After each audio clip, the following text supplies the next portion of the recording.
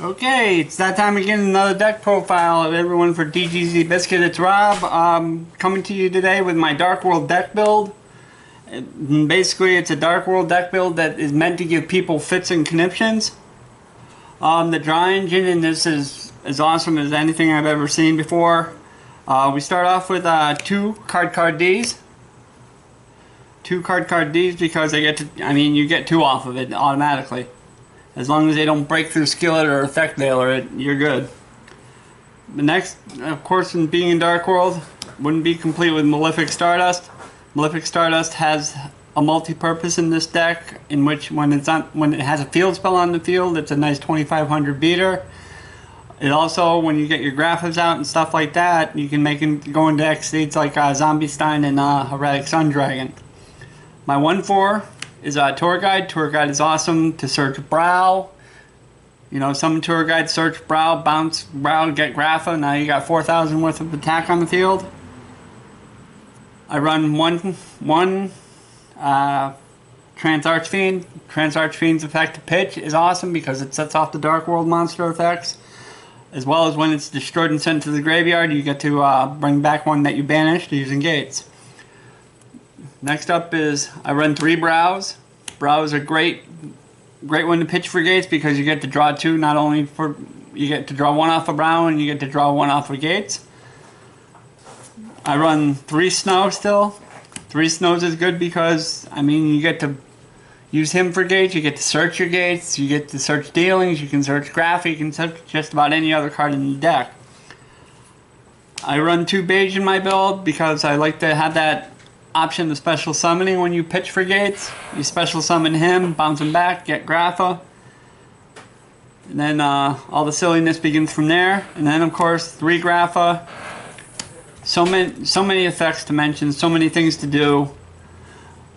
The Grapha pops when it's pitched. It can be inherit summoned by returning a Dark World monster to your hand, and then if by chance your monster ends up pitching it from your opponent, rather starts pitching it from your hand, he will actually choose a monster from the hand at random. If it's a monster, it's special summoned to your side of the field. And that's the monster lineup. Now here's where, in the spell cards, this is where we hit all the draw power of the deck. I run 2 trade-ins. 2 trade-ins because I run 3 Graphas and 2 Malefic Stardust, both level 8s, both can draw 2. I run 2 Upstart Goblins, like it's self-explanatory. You know, you don't mind giving up 1,000 life points when you're clobbering somebody with a 3,000 beater. I run 3 Gates of the Dark World, again, draw power. 1 Allure of Darkness, more draw power. I run 2 Drag Down to the Graves. 2 Drag Downs not only gives me some draw power, it also gives me insight to what you're playing. I used to love playing people with an Exodia deck and, just pitch the head to the graveyard. Dealings. Dealings has been around forever. It's multitasked in many decks. I used it in this one as well. I run triple MST. And the card that I love, and you notice that you've seen in multiple deck profiles that I've done, I run this in almost every deck I build nowadays, and it's Kaiser Coliseum. Because think about it, turn 1, summon Snow, bounce back to hand, get your Grapha, activate a Kaiser. Now you got 1 monster to get over a 2,700 or 3,000 beater. It's not that easy to get 1 monster out to do all that. And that's the spell card lineup. Like I said, it's a draw engine. I only run 5 trap cards in this deck, in this build. First 2, give props out to my friend Mark for this. Memory of an Adversary. You let your opponent get a big beater monster out there. They attack, you activate this, and the nicest thing about it, and it's happened at regional after regional, it doesn't target. And that's what I love about Memory of an Adversary, other than the fact that at the end of your opponent's next turn, I get the monster. The fact that it doesn't target makes it so they can't, any monster that can't be targeted, don't worry about it. It's not being targeted. and it's not being destroyed. It doesn't destroy, it doesn't target, it just banishes. And then of course the real silly part, like I did before with somebody's Beals, end of their next turn I took their Beals. And of course Beals' effects are still intact, which means, you know, Beals can't be destroyed and now he's mine. One skill drain, customary, unless Konami sends it back to 3, which I don't see them doing. And then the card that really has a lot of people up in arms right now is Mistake. Everything in the meta makes you search and search and search and allows you to add cards to hand. A Mistake does that.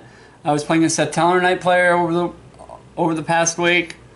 Literally called my deck ridiculous and called me a noob because I had Mistake, Kaiser Coliseum, and Skill Drain on the field at the same time.